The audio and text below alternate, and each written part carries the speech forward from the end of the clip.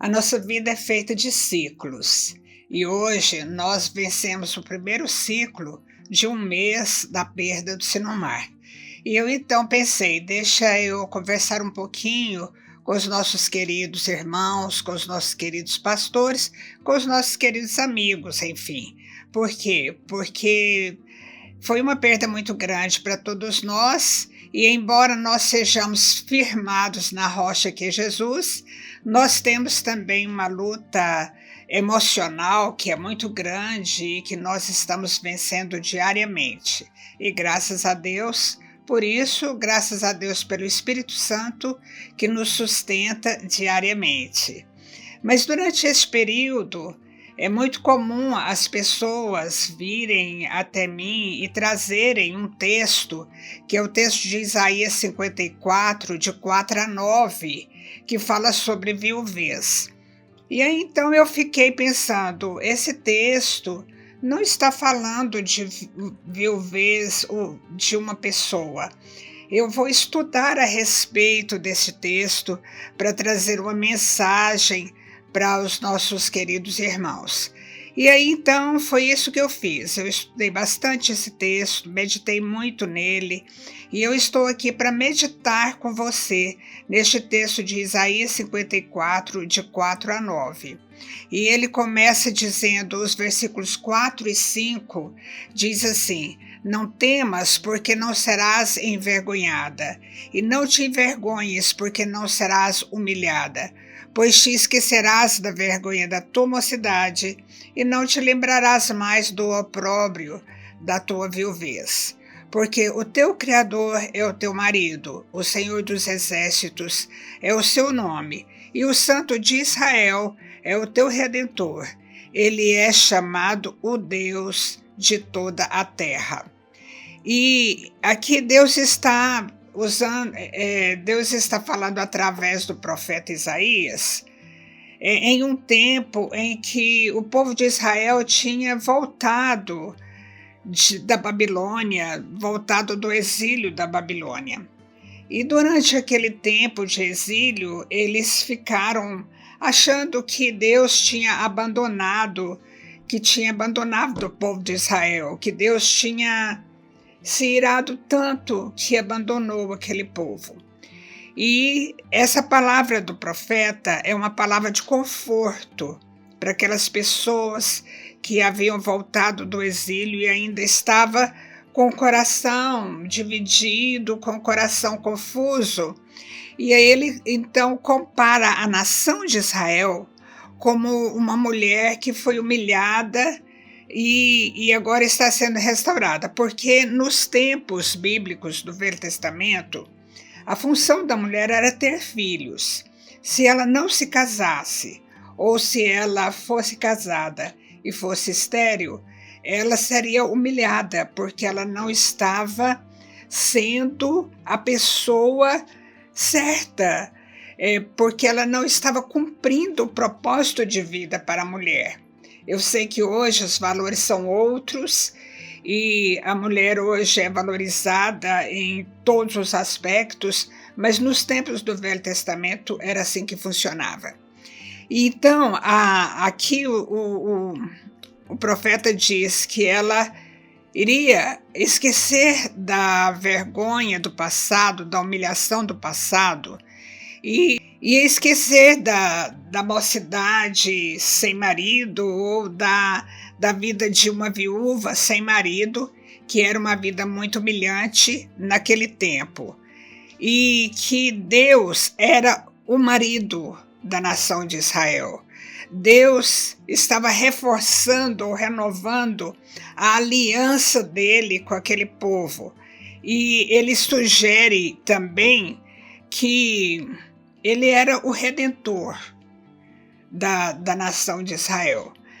Eu estou falando aqui do texto literalmente, e depois, no final, nós vamos trazer este texto para o nosso contexto atual. No versículo 6, ele continua, porque o Senhor te chamou como uma mulher desamparada e aflita de espírito, como uma mulher da mocidade que fora repudiada, diz o Senhor teu Deus.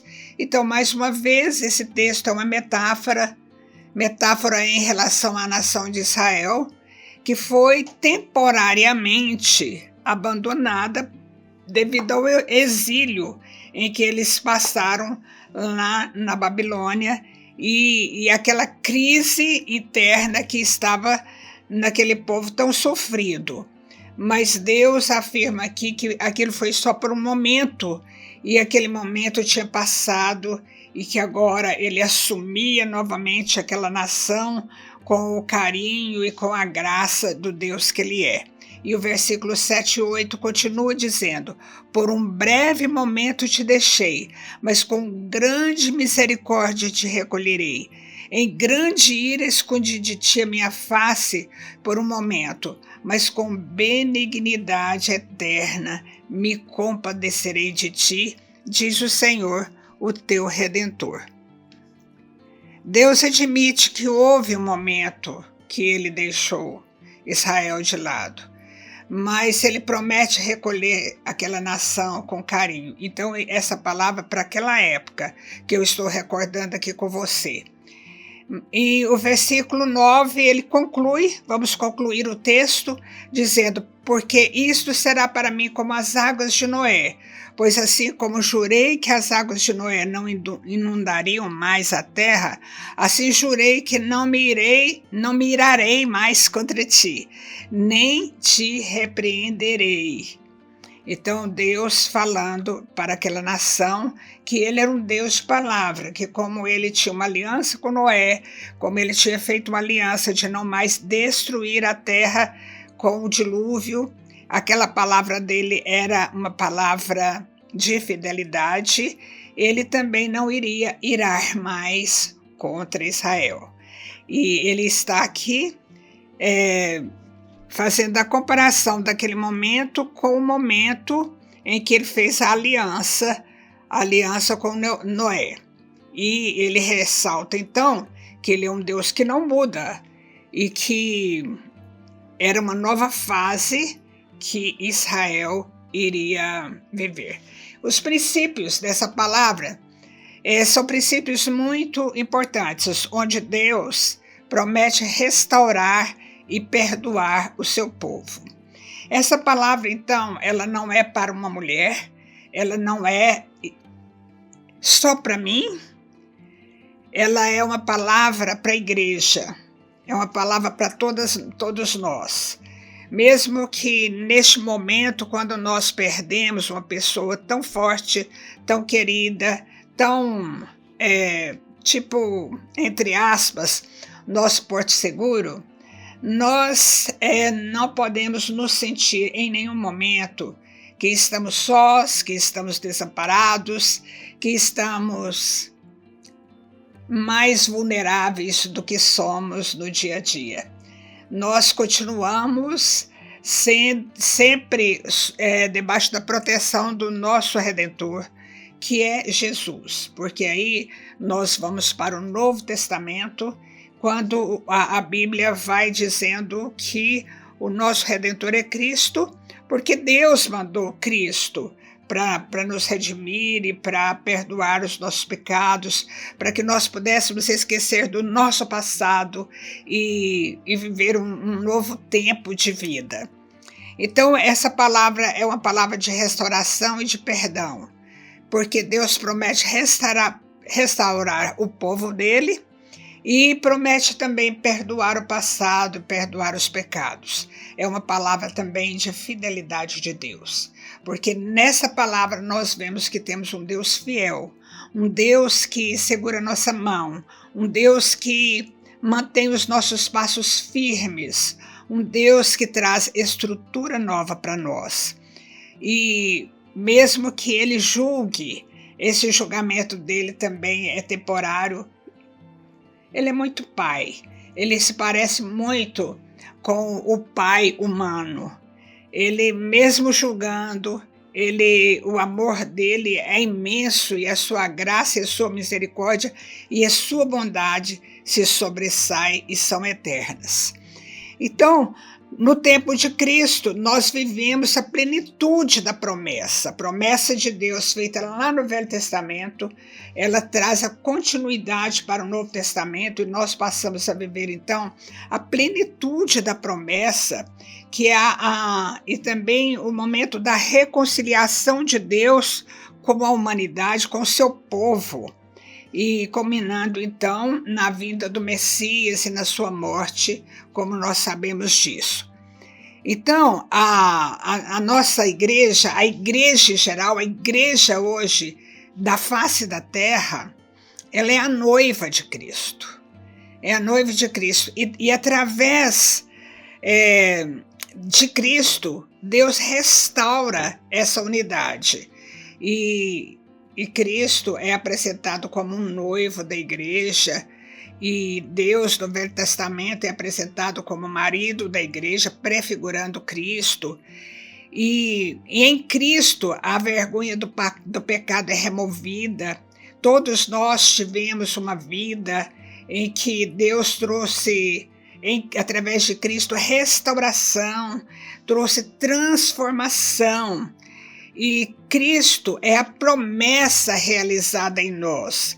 Jesus, então, nos oferece o perdão e a restauração, apagando de nós todo o passado, todo o pecado. E curando também os nossos corações, porque Ele é o nosso noivo amado. Eu, por exemplo, eu tenho vivido um momento de viuvez, porque eu perdi o meu esposo. A igreja tem vivido um momento de perda do seu líder. E nós todos precisamos lembrar que o nosso Redentor Jesus é aquele que nos sustenta, que nos ampara, que nos auxilia e que traz as suas promessas, e nelas é que nós temos que confiar neste momento. E então há uma restauração. A restauração da nova aliança. É uma nova aliança que Deus fez conosco através de Cristo. É a reconciliação de Deus com a igreja. Nós somos a noiva. Nós somos a noiva escolhida de Deus para Cristo. E então nós devemos lembrar disso todos os dias. E lembrar também que nós temos permanentemente o perdão de Cristo na nossa vida. Através da morte de Cristo e através da sua ressurreição, esse perdão se tornou permanente para nós. E aquela separação que foi causada pelo pecado, ela já não existe mais, porque Cristo nos resgatou. Cristo nos livrou da culpa, da acusação, e Cristo, então, é hoje para quem nós temos que olhar, é para Cristo que nós temos que falar: olha, o Senhor é o meu noivo, eu sou igreja, eu sou a sua noiva, eu não estou só, eu não estou desamparada, eu como igreja, eu me uno aos meus irmãos para que nós possamos levar este evangelho a toda criatura. Porque nós, como luz para os povos, sabemos que, como o próprio nome da igreja diz, luz para os povos, nós sabemos que somos luz por onde passarmos e somos mensageiros da palavra por onde andarmos. Isto é um princípio da luz para os povos. Isto é uma missão da luz para os povos. Nós precisamos nos apegar nessa missão e sabendo sempre que as promessas de Deus se cumprem na nossa vida e que há uma esperança nova a cada dia. Nós passamos pelo primeiro ciclo sem o nosso líder, nosso primeiro mês. Mas eu quero dizer para você, há uma esperança a cada dia. A nossa esperança é Jesus. Ele é que traz essa esperança. É Ele que nos sustenta todos os dias. As promessas de Deus serão sempre cumpridas na nossa vida, porque as promessas de Deus são verdadeiras. Deus não mente, Deus não falha. E em Cristo, nós que somos crentes, nós deixamos para trás toda vergonha, toda humilhação, e até a nossa perda é restaurada pelo Senhor. Eu resolvi trazer esta meditação para que nós possamos lembrar que temos uma aliança de paz. Essa aliança quem nos deu foi o Senhor através de Jesus. Essa aliança é irrevogável. Ela é garantida pelo derramamento de sangue que Jesus fez por nós.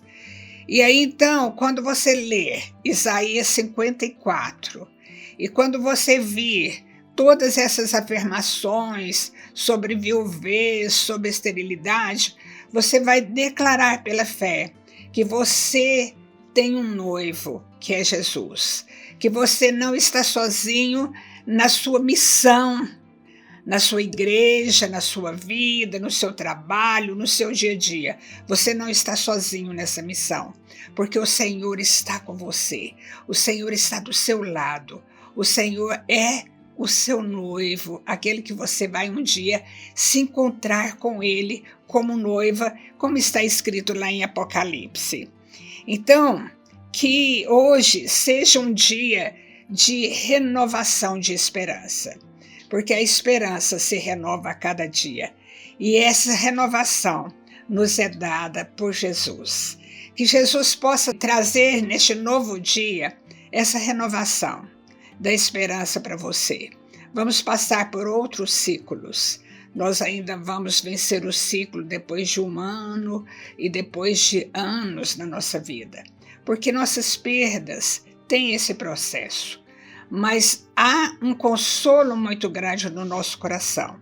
É o consolo de que não estamos sozinhos e de que todo o nosso passado foi tratado pelo Senhor e foi perdoado por Jesus através da sua morte. Somos novas criaturas, somos igreja do Senhor e temos uma missão de levar o Evangelho a toda criatura, para que o nosso noivo possa voltar, para que o nosso noivo possa vir nos buscar um dia como igreja. Que Deus te abençoe, que Deus te fortaleça e que Deus reanime o seu coração neste dia. Um abraço para você.